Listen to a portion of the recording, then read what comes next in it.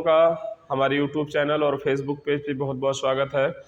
आज हम आपको बताएंगे कि वैद्युत द्विध्रुव के कारण अच्छी स्थिति पर वैद्युत क्षेत्र की तीव्रता क्या होती है।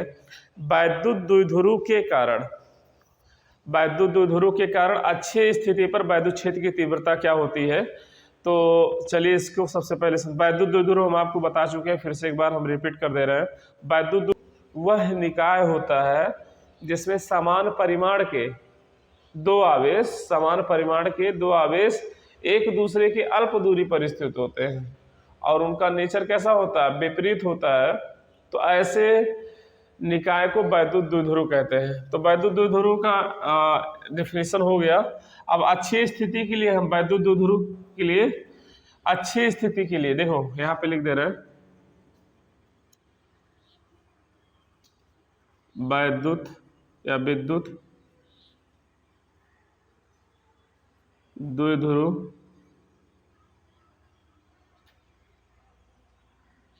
के कारण अच्छी स्थिति पर वैद्युत क्षेत्र की तीव्रता, यानी वैद्युत द्विध्रुव के कारण अच्छी स्थिति पर वैद्युत क्षेत्र की तीव्रता, ये हम निकालेंगे। ठीक है, तो चलिए सबसे पहले इसका चित्र बनाते हैं। थोड़ा डेरिवेशन लंबा होगा, इसके लिए लंबा बहुत ज़्यादा नहीं है, लेकिन ये है कि थोड़ा सा तो है। इसको हम यहाँ से बनाए ताकि आपको अच्छे से समझ में आए। ये हमारा मान ले रहे हैं कि वैद्युत द्विध्रुव है, समान परिमाण का, परिमाण इनका समान है। ठीक है, परंतु समान परिमाण का, परंतु विपरीत प्रकृति के अल्प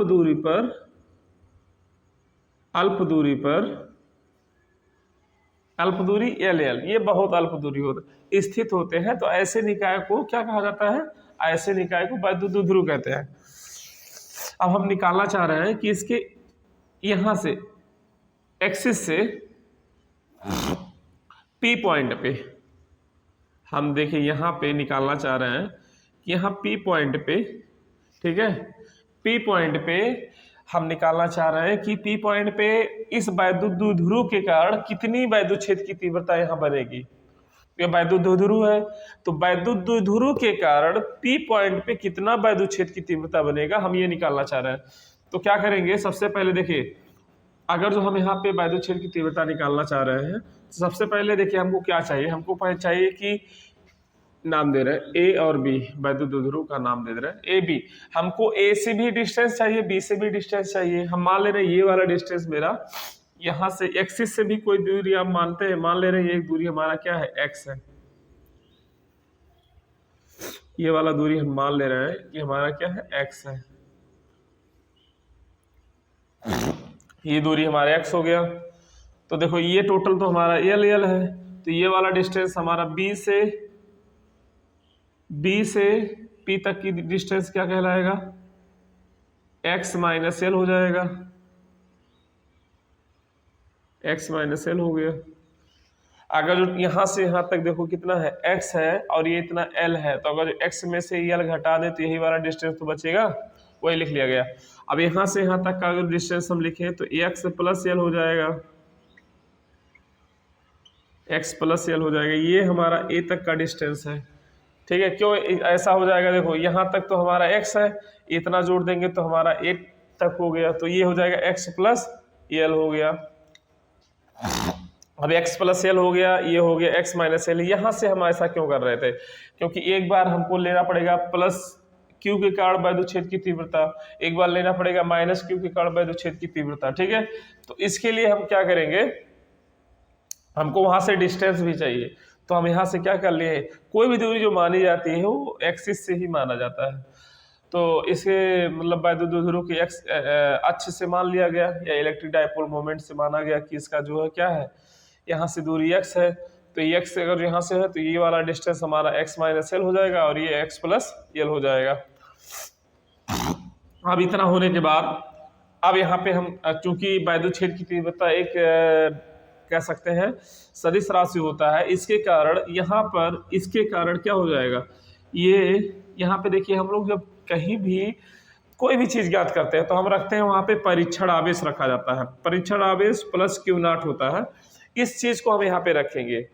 तो देखो ये प्लस क्यू नॉट को क्या करेगा, अपनी ओर खींचेगा। प्लस क्यू चार्ज का मतलब क्या है कि इसके पास अपना कोई वैद्युत क्षेत्र नहीं है, ना तो ये किसी पे बल लगा सकता है, ये इसके पास क्वालिटी होता है। लेकिन इसका नेचर कैसा होता है, इसका नेचर धनात्मक होता है, पॉजिटिव होता है। तो अगर ये निगेटिव है और ये पॉजिटिव है तो ये निगेटिव क्या करेगा, इसको खींचेगा अपनी ओर। तो मान लेते हैं ये वेक्टर E1 हो गया, ठीक है। अब ये तो माइनस अपनी ओर खींचेगा क्योंकि ये तो बल लगा नहीं सकता, तो ये अपनी ओर खींचेगा, तो इसकी डायरेक्शन ये बना।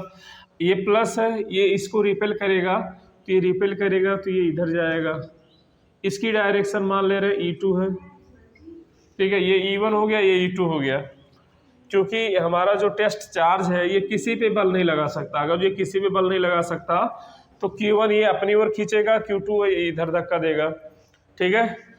इस तरह से इसका डायरेक्शन भी आप दिखा सकते हैं। अब देखिए यहाँ पे अब लिखेंगे हम प्लस क्यू के कारण, प्लस क्यू के कारण बिंदु P पर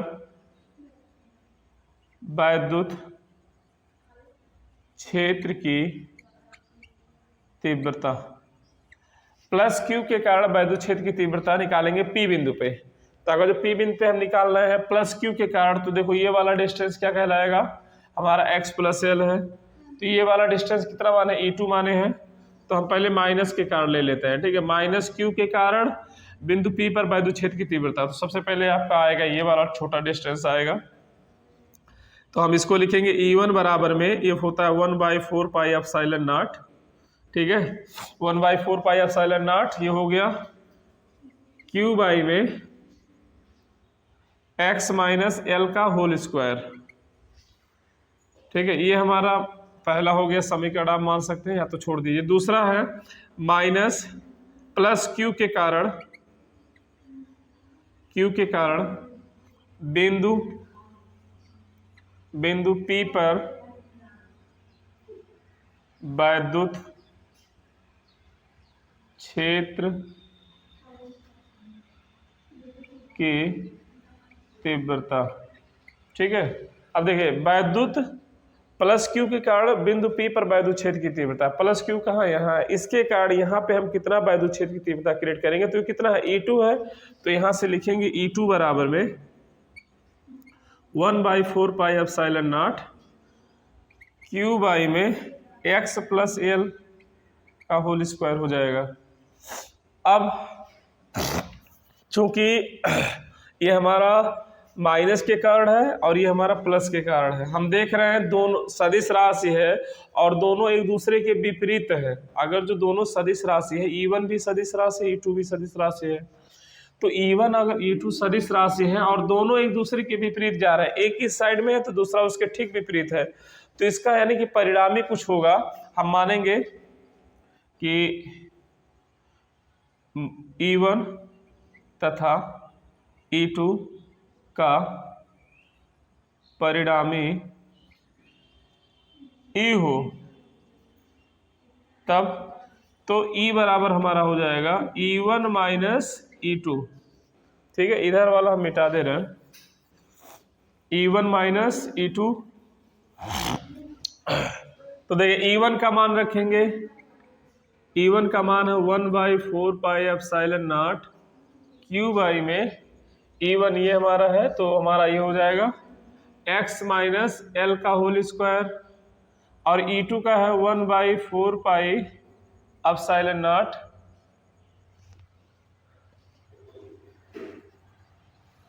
यहाँ से लिख दे रहे हैं E1 E बराबर में 1/4 pi epsilon naught Q by में x माइनस एल का whole square minus 1/4 pi epsilon naught Q by x plus L का होल स्क्वायर। ये E1 का मान है और ये E2 का मान है। दोनों मान रखने के बाद देखिए इसमें कुछ कॉमन दिख रहा है, कॉमन ले लीजिए। तो E बराबर में हो जाएगा 1/4 पाई एप्सिलॉन नॉट, और Q भी कॉमन, देखो ये कॉमन है और ये कॉमन है, ये Q है और Q है, तो इतना निकल जाएगा। निकलने के बाद बचेगा 1/x माइनस एल का whole square minus 1/x plus L का होल स्क्वायर। अब दोनों को a प्लस बी और a माइनस बी के होल स्क्वायर पे इसको आपको तोड़ देना है। तो देखो E बराबर में हो जाएगा Q 4 पाई एप्सिलॉन नॉट, देखो ये हो जाएगा x प्लस एल का whole square minus x minus L का होल स्क्वायर, और ये हो जाएगा x माइनस एल का होल स्क्वायर और x प्लस एल का होल स्क्वायर। ये ब्रैकेट में आप बंद कर देंगे। अब देखें इसको आपको a प्लस बी के होल स्क्वायर पे तोड़ देना है। एक लाइन और लिख रहे हैं यहाँ पे, Q by 1/4 pi epsilon not, यहाँ से देखें x square plus L square plus 2xl minus x square minus L square plus 2xl, minus का भी मल्टीप्लाई कर दिए हैं तुरंत। इसी देखिए माइनस था ना, ये दोनों प्लस होते दोनों माइनस हो गया, जो माइनस होता वो प्लस हो गया।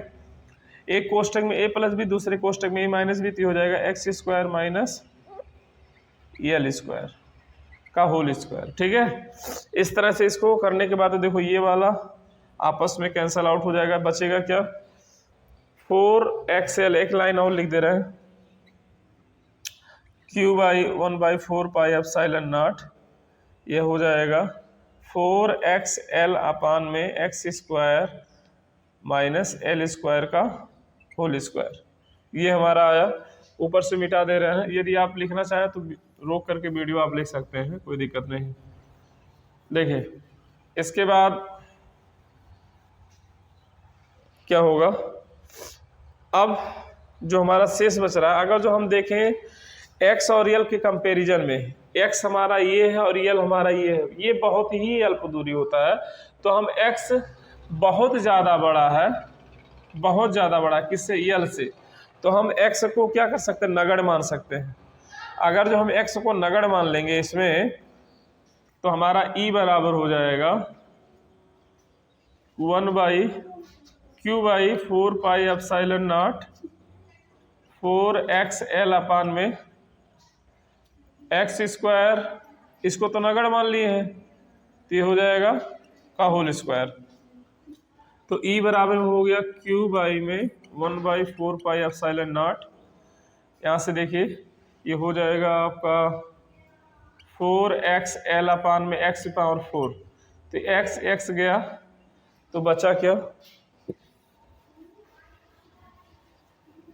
देखिए ये हो जाएगा E बराबर में Q by 4 pi epsilon not, ये हो जाएगा 4l अपान में x क्यूब। तो देखिए E बराबर में लिख सकते हैं इसको 1/4 पाई एप्सिलॉन नॉट, ये हो जाएगा 2l क्यूब इंटू 2, 4 को लिख सकते हैं 2 इंटू 2, यल और क्यू को एक साथ लिख दिए, ठीक है, अपान में एक्स क्यूब। तो E बराबर में हो जाएगा 1/4 पाई एप्सिलॉन नॉट। अब देखो ये क्या होता है, इसके बराबर में हम P लिख सकते हैं, क्यों, क्योंकि ये इलेक्ट्रिक डाइपोल मोमेंट होता है एक्स क्यूब। तो वैद्युत क्षेत्र के कारण, वैद्युत द्विध्रुव के कारण, ठीक है, P पॉइंट पे कितना वैद्युत क्षेत्र की तीव्रता बनेगा, तो वो बनेगा E बराबर में 1/4 पाई एप्सिलॉन नॉट 2P अपान में एक्स क्यूब। ठीक है, इतना वैद्युत क्षेत्र की तीव्रता इसमें बन जाएगा। आई होप कि सभी लोगों को समझ में आ गया होगा कि वैद्युत द्विध्रुव के कारण इस पे कितना वैद्युत क्षेत्र की तीव्रता बनेगा। ठीक है, तो कितना बनेगा, E बराबर में 1/4 पाई एप्सिलॉन नॉट 2P अपान में एक्स क्यूब। P क्या है, इलेक्ट्रिक डाइपोल मोमेंट है, वैद्युत द्विध्रुव आघूर्ण है। ठीक है, x क्या है, तो वैद्युत द्विध्रुव के एक्सिस से x P पॉइंट तक का डिस्टेंस है। ठीक है, एप्सिलॉन नॉट क्या है, एप्सिलॉन नॉट हमारा विद्युतशीलता है, 4 पाई हमारा कांस्टेंट है। ये सारी राशियां जो है इसमें मिल गई हैं। आई होप कि आप सभी लोगों को समझ में आ गया होगा यदि हमारे चैनल पे नए हैं तो चैनल को सब्सक्राइब करें, फेसबुक पेज पे हैं तो वहाँ पे